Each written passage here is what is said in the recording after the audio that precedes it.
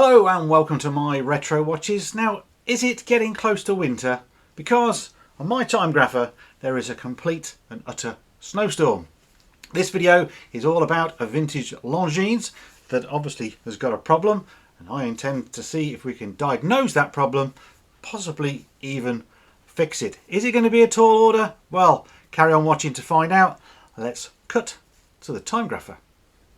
And that's what I mean. The trace here is, well, it's really strange. Everything is wrong. I mean, the rate's not too bad, ironically. The backstory of this has been sent in by a friend of mine called Pete. I've actually did a trade with him for some jump hour watches in return for a little bit of work.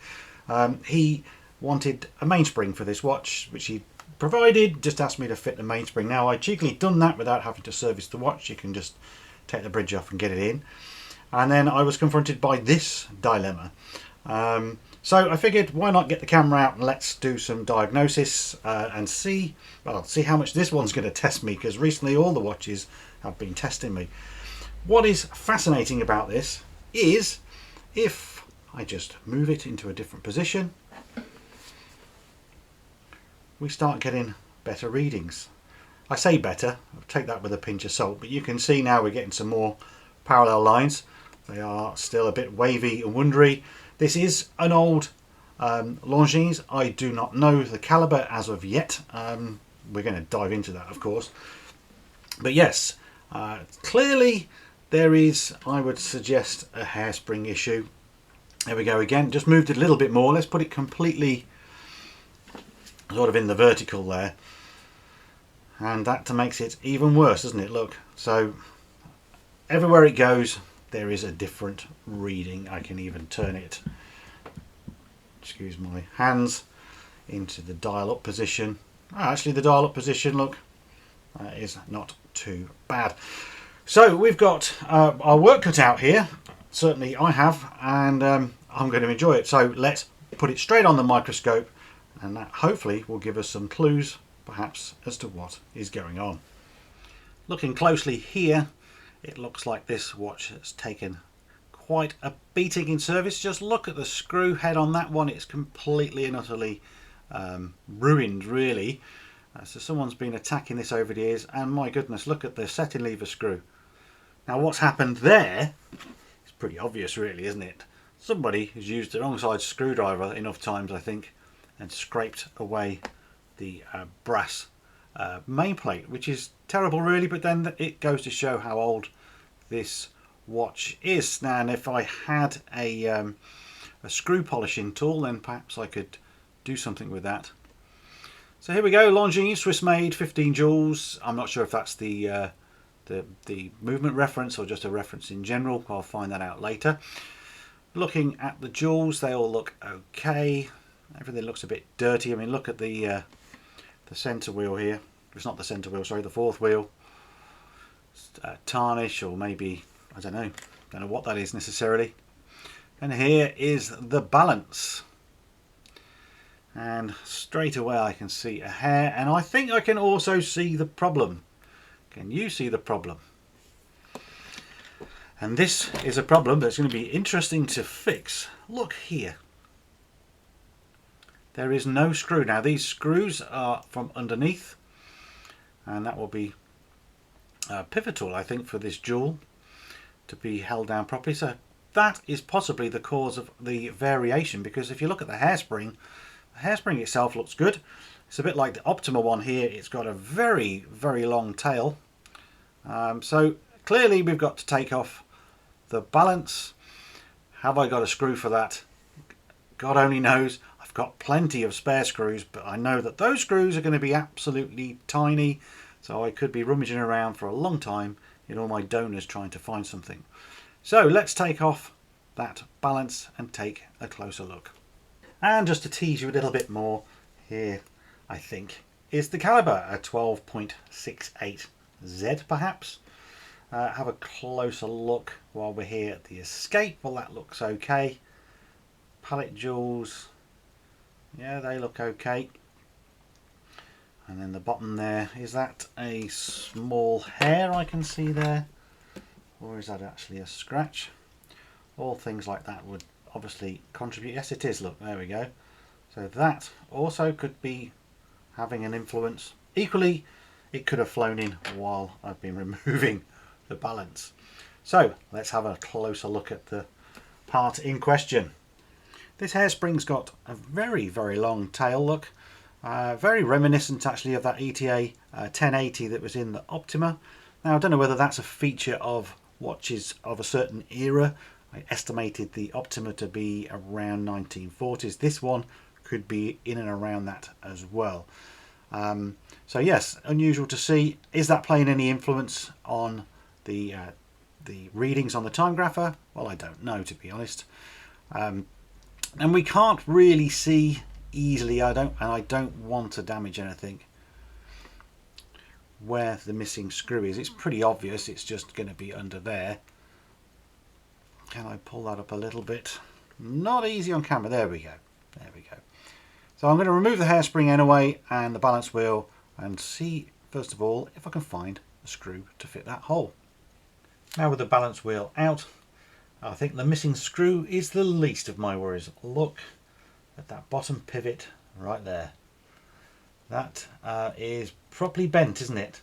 So it looks to me like I'm going to have to change the pivot and the whole staff, which ironically is a job after all these years of doing this hobby that I've avoided. I've never changed a balance staff. It's been a phobia of mine, and I've now got to face it head on, as long of course as I can find a balance staff for this movement, because so far I've not googled it. So I think before I do that we best check the jewel as well to be sure that that hasn't broken in the main plate. And we're looking at the jewel now, and it does look like it's got some problems, but I've had to get my other microscope out as well, my stereoscope, and if I just try and move it around on the digital one, it is not actually broken. It's particularly dirty. It's almost got wet oil on it, as you can kind of see it glistening there, but there doesn't seem to be any chips. So that is a great thing, because that means I haven't got to change it. Now please bear in mind guys that this has still got the dial on it and everything, so that's why no light is shining through. I haven't stripped the movement down at all, and I will do that, but I think we need to address the balance staff first and foremost, because if I mess that job up there is no point in servicing the rest of the movement. So hopefully the next shot you're going to see is me with the balance staff attempting to do this job. Wish me luck. Well, here goes. We're actually about 6 months on, would you believe? Since I started this video, I had one thing, I've had lots of personal things and all kinds going on, and I just haven't been able to build up the confidence to take on this, what is theoretically quite a straightforward job.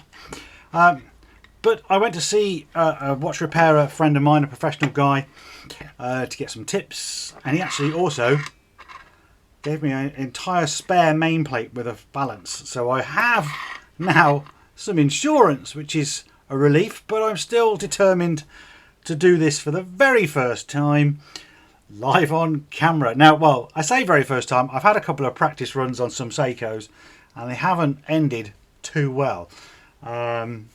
So I don't know.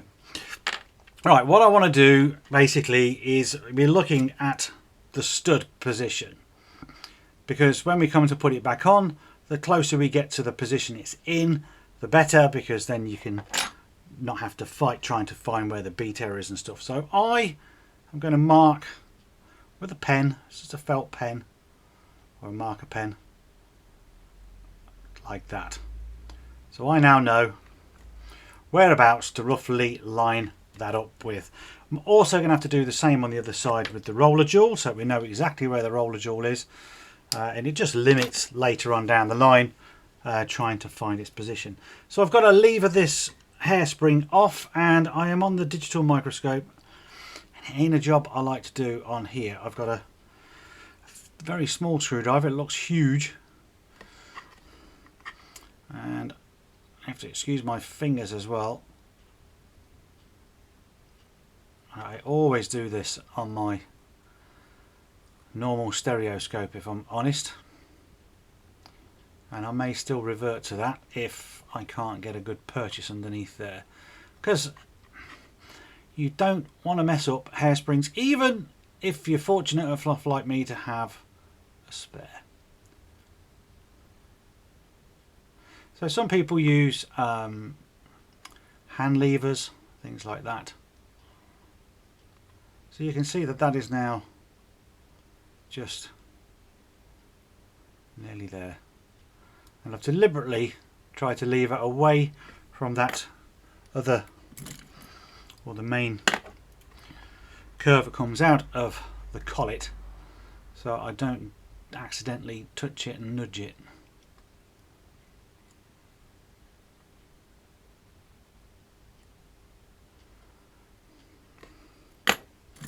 How nervous are you lot? Because I'm very nervous. I'm now having to get a bigger screwdriver in just to try and get it over that last hurdle. My goodness. There. Terrifying. Normally this is a job I can do no problem, but stick a camera in the way and yeah, things get a little bit tasty, don't they? So you can see it's out. I'm going to carefully remove that, put it somewhere safe. So I've now flicked the balance wheel over, and because I'm using my stereoscope, you can't see this because it doesn't show on the video, but I've got crosshairs up, which is quite useful because I've now got the jewel as straight as I can get it, or the crosshair straight through the jewel, so that I can say that it is about here is where it needs to be, just as my pen decides not to work.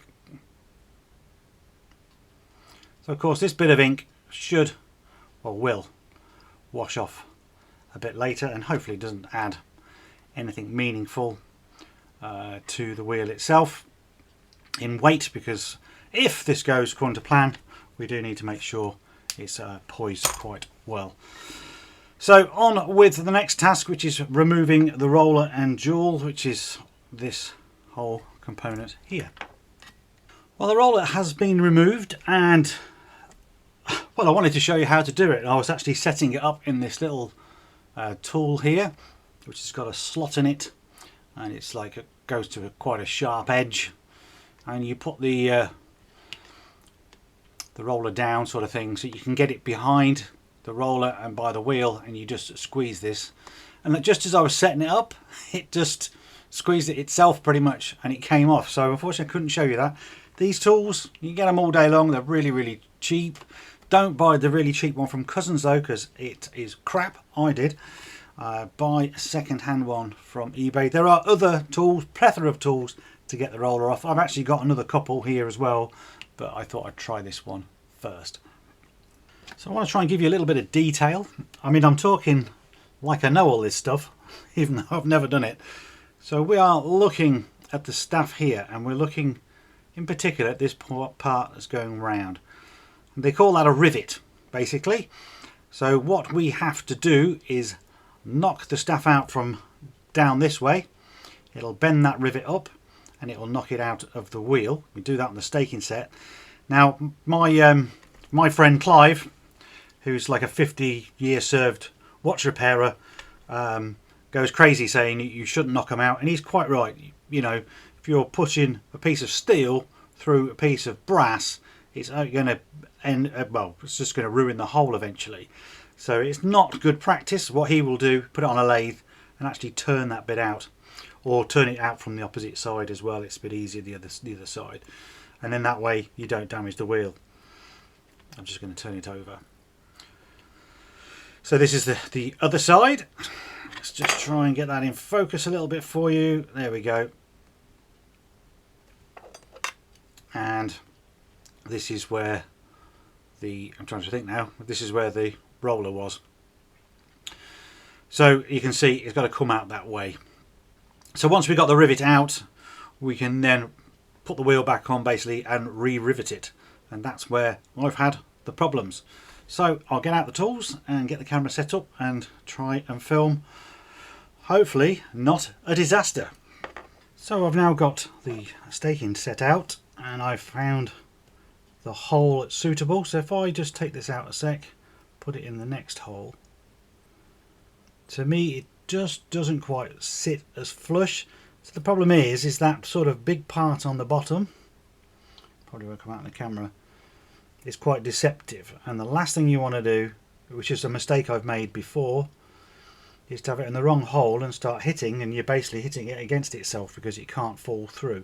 So I now think and hope that I found the right one. I've also centered the hole to the top of the arm here. I know I've found another stake that should just fit over, and it sort of rests on the top shoulder just underneath the main pivot, so that may or may not be being caught. And this is the difficult part, so I'm going to have to hit it with the hammer gently enough to knock it through, or hard enough to knock it through, trying not to cause too much damage and trying not to bend the wheel. So I am quite nervous at this point in time, but here we go.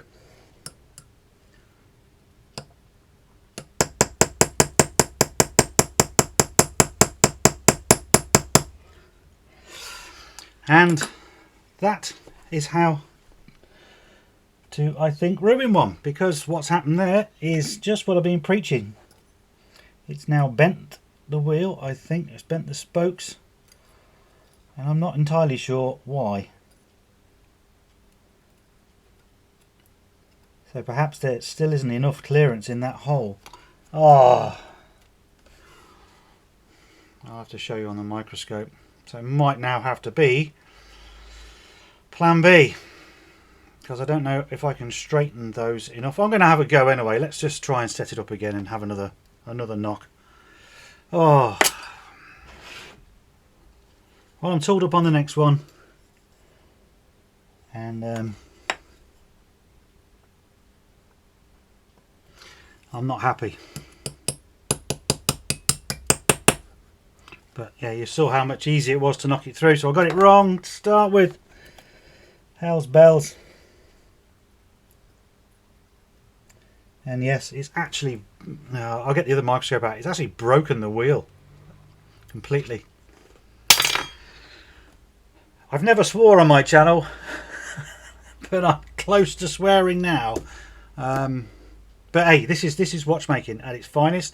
When you're a hobbyist and you're trying something for the first time, that's what happens. It's a shame because I've bought all this other equipment. I've got my truing tools and everything ready to do the job. Hey ho, at least I've got a backup. Sorry about that, guys. And here it is. Right, you can see I've completely, look at that, done a proper job on it. What an idiot. Yes, I'm really deflated now. There it is, it's been knocked out. You can just about see that rivet as well there, can't you, if you look closely. Never mind, there will be a staff change in this channel one day. It's been going 7 years, so you might now have to wait another 7 years. Maybe this video is now just going to be a stripped down and clean video, which I didn't want it to be. I wanted it to be a little bit more entertaining, a bit more useful than just a run-of-the-mill, look what I can do, strip and clean a watch, big deal. Right, okay, well let's strip and clean it. So we've got a really beautiful dial on this one. Look at all that patina, but it is also most likely radium, so I've got to just be a little bit more wary. I think radium's fairly harmless until you sort of ingest it, and you probably got to ingest quite a bit of it as well, really. But having had prostate cancer already when I was only 49, I am not taking any more chances, thank you very much. So finger cuts, plastic, and ironically at the moment I'll wear a horrible face mask just for the dust, if there is any, till we've got that dial safe. So the dial is off and safe, and we've got quite a basic looking but lovely looking movement nevertheless. Just like the design, for instance, of that setting lever spring. Look at this, look all the shape to it. Yeah, it's really cool.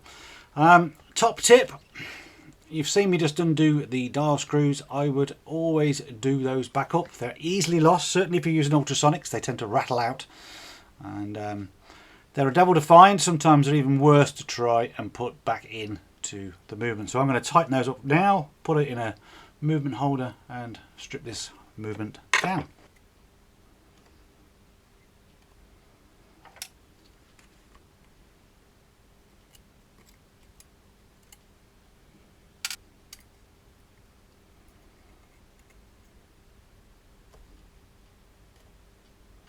First time I've seen a yoke spring being part of, well, this is like a Seiko thing actually. They do this.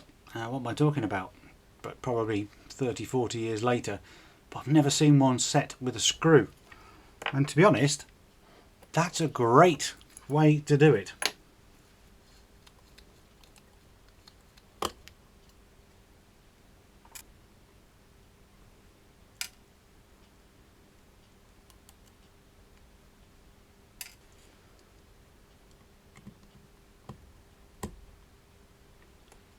Over onto the other side now, and I think this is going to clean up quite nicely. You can see that some of the screws are in worse condition than you'd like.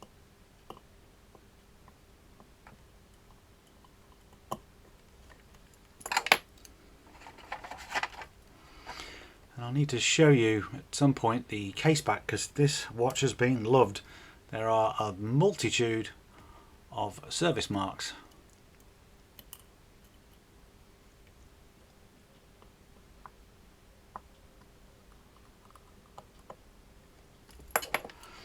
Crown wheel, left-handed screw, and look at the beautiful finishing on that wheel. You know, the owner would never really see that, but when you start stripping them down you do, and you can appreciate that somebody spent time and effort to make a wheel look as good as that. It really is beautiful. Don't want to mark it now. I'm going to leave the click spring in on this one. Sometimes I take them out. I tend to think that you can leave it in and clean it and it should be alright. All these screws here have been blued as well. Something you just don't see anymore. You don't see it on, well, I guess, you know, these lower entry watches, the stuff that I review, for instance, as well. I'm surprised it's not a thing. It's a shame because they do make movements look aesthetically quite pleasing. And the wheels are interesting too.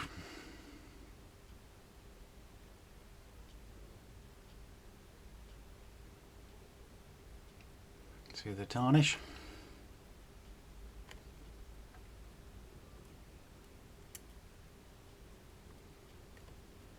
And for once we get a watch that has its own escape bridge.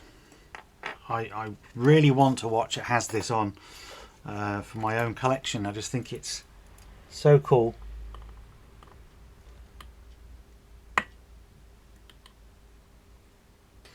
It also makes the assembly considerably easier.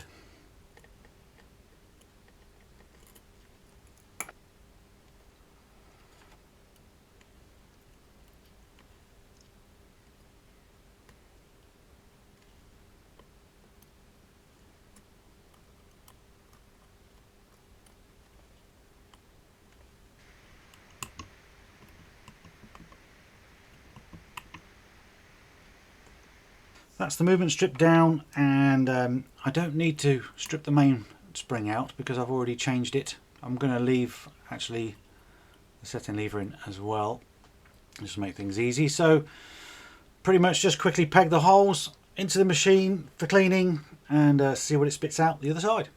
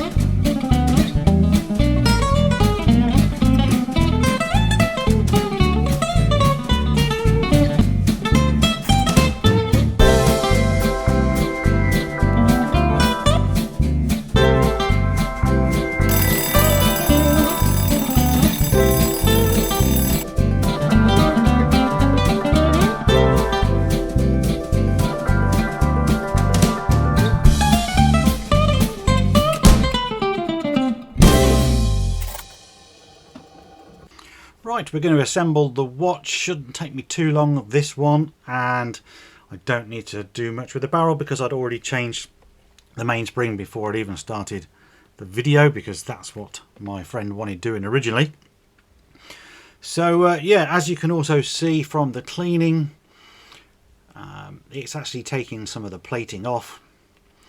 So yeah, it's a bit of a shame, but that's just age. It's not the chemicals I use or the cleaning fluids, anything like that. It's just old.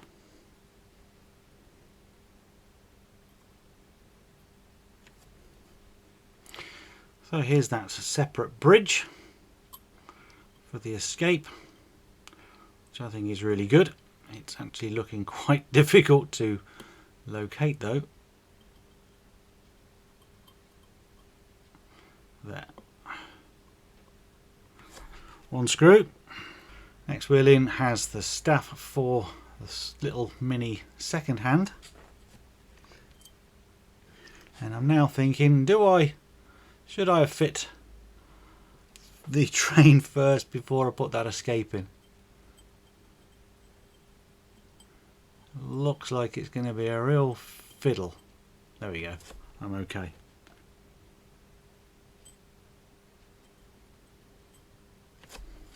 Just coming in with a touch of D5. Then we can just drop the barrel straight in.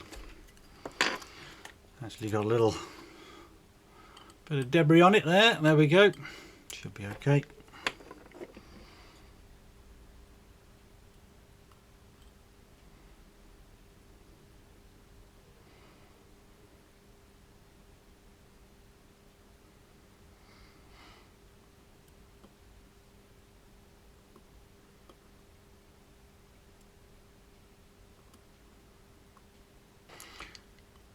D5.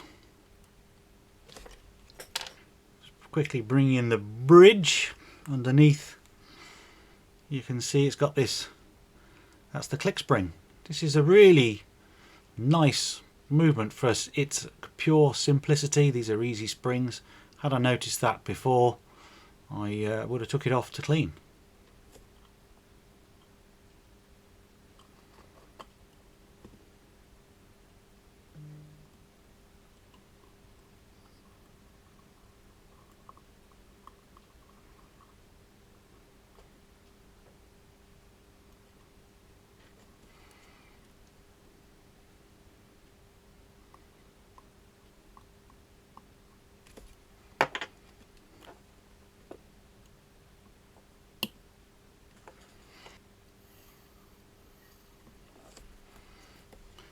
Train wheel bridge is on, nice and easy first time.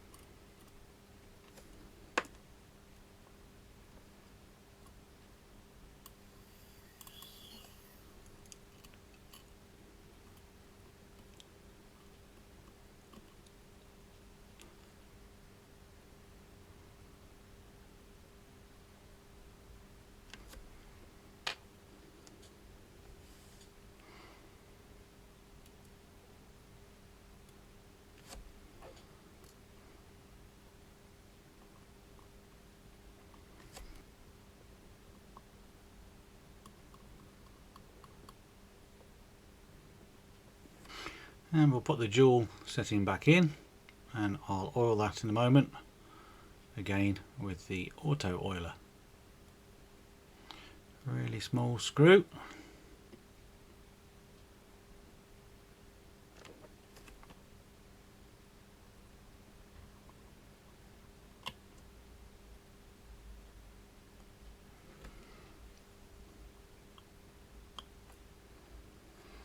And we'll drop the pallet fork in. I have used fixer drop on the pallet fork, so it'll hold the oil in place, and I have to oil it through the two little holes, which is not easy to do on camera, I'm afraid. pallet fork bridge is a bit fiddly. You've got 2 location pins and 2 screws, and as you can see, the fork wants to dance the entire time, as it would, but it's there. Oops, it's there or thereabouts. Just check on my stereoscope, make sure that the pivot's there, but I think it is. I think I can see it. Put a little bit of wind in.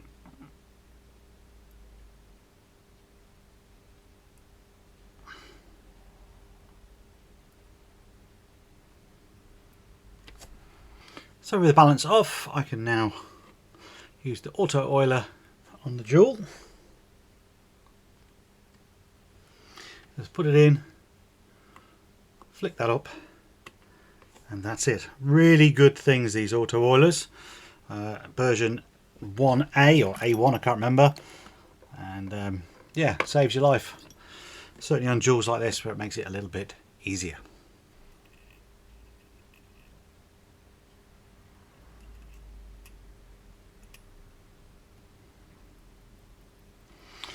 And there we go, it's running. Superb. Have got a couple of jobs still to do though, in putting the hairspring back on. The stud here is actually protruding too much up the arm, so I need to push that back down.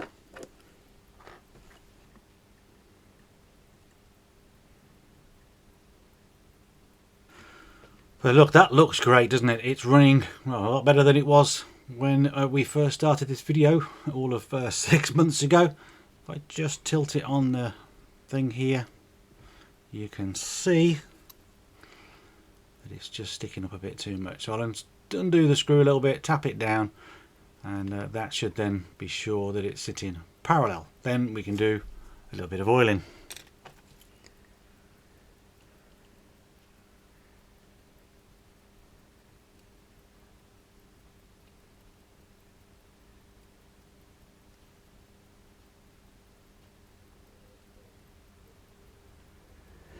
And it's just fell down under its own weight, which is fortunate.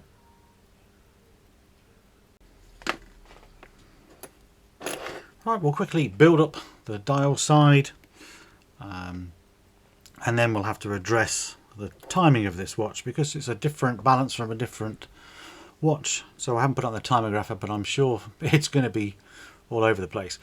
As you can see, more sort of tarnish. The patina, should we say, actually looks quite nice, I think, really. Definitely showing its age, but hey, how cool is that?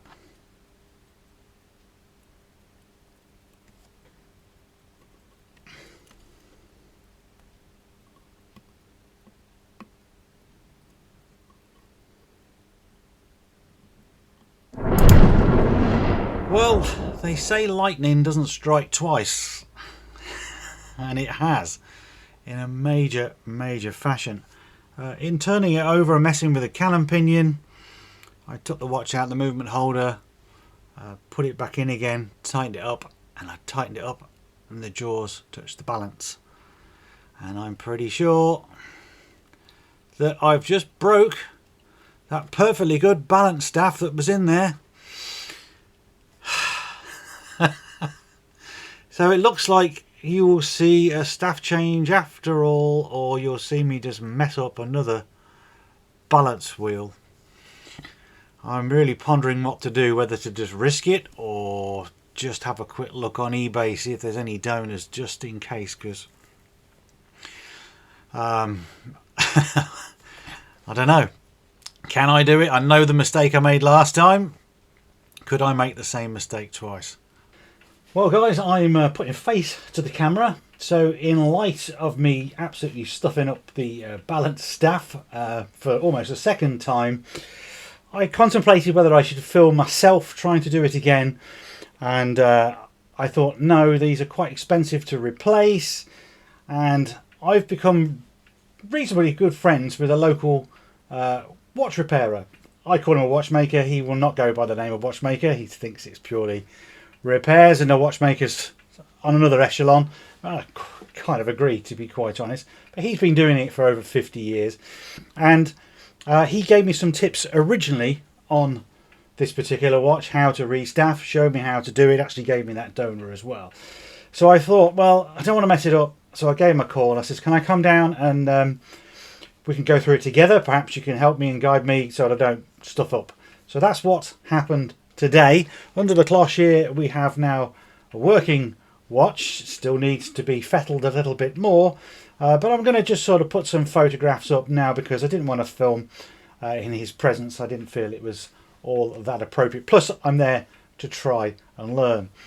So the main difference that he does, which I think I mentioned already in this video, was to turn the staff out from the roller jewel end, and then that way when you actually come to knock the staff out of the wheel, you don't damage the wheel at all.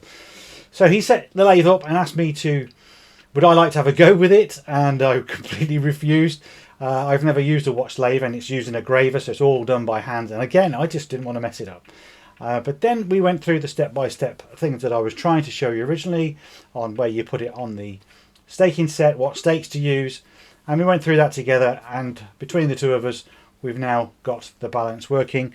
He actually poised the wheel for me as well. It was slightly out, but he did that. Again, he asked me to do it, but I just didn't really have the confidence to take a little bit of weight out of one of the screws. Plus, you feel a little bit nervous because you're in front of somebody who does it every day and I haven't done it. So yes, I'm going to now sort of show you what it looks like on the time grapher, and I will bring a balanced staff change to the channel because I feel now that I have the confidence to at least do it.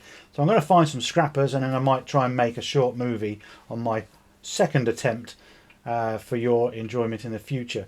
So just quickly, while I've got your attention as well, so perhaps it might be worth you, if you are in the position that I am where you're trying to learn a bit more, see if there's a local watchmaker near you. See if usually, I guess you'd want one that's independent, maybe works on his own like my guy does, who's open to a conversation. I found Clive, my friend now, very obliging. He'll always open his door to me, and we discuss for hours on end all different things about watches. It seems that I know more about different movements or different watches and styles. He just fixes them, and you know, I guess he just does it all his life, doesn't he? So it's no frills in that respect. So we have a great chat, camaraderie, and I'm learning a lot as a result. And you know, as he sort of watches my videos and other videos, he does comment that, you know, as much as it's good what we're doing, then obviously we're not professionally trained, and he can see that a mile off. He can see the way we handle parts, or certainly how we oil things. So it's great to get that insight, because all I want to do is get better, and getting skills from these gentlemen who are, you know, like Clive, I think is in his 70s, early 70s. You know, that is skills that, you know, might die out with him, and that's a real great shame. So he's really happy to pass that on to me, and perhaps a watchmaker near you would be willing to do exactly the same. Who knows? So a friendly phone call, you never know, you might get somewhere. Right, let's get back on to this balance. So here it is on the time grapher, and you can see we've got quite a bit of work to do. The amplitude is a little bit low, but the beat error is quite large, and I debate whether it is in reality or not. There should have only really been minor adjustment from the way we've installed it back on, but it doesn't faze me particularly. I also think the movement might need another service now. It's been around and about in two different places and things like that, so there might be some particles in there. So I'm going to have to take the balance off and take the balance cock off, and then we can move the collet on the hairspring. This is very reminiscent of the Bullover A11 video that I've just put out. So we'll just sort of diagnose yet again, just in case you've not seen that video, where the impulse jewel is sitting in relation to the banking pins, so we can get an idea of where and which way we might need to move it. Okay, we're looking now at the impulse, and we can see why the beat error is so far out. If you can't see, first of all, I'll just get the balance to move a little bit. And if you try to pay attention down there, that's the little jewel. Okay, see it just moving there, and it's as close to, well, our right, the banking pin on the right. So the impulse is jewel left, and we need to get it in between, so it's as far right as it can be. So I'm going to take the hairspring off and move it, take the balance off and move the collet. And you move the collet the opposite way, basically. So I'm going to move the collet left, and that should in turn move that to our right. Now I'm not going to be able to turn the stud on this digital scope because I can't see my depth of field, so I can't get this oiler in that slot comfortably. But the whole idea is to shift it this way, which moves the stud over here, which basically will make the wheel turn that way, and the impulse is down here somewhere, and that will turn as a result. So hopefully that's quite straightforward and you understand. How much I've got to move it, I don't know. I might have to do this a few times, but hopefully the next shot you'll see is it resting as close to the middle as I can get. Well, here we go. That is, well, it's quite a victory in my eyes. I didn't show you the end shot of the jewel placement because it took 4-5 attempts and probably about 2 hours. I had all kinds of mishaps where I managed to magnetise my tweezers, which then magnetised the hairspring. It was all going horribly wrong off camera.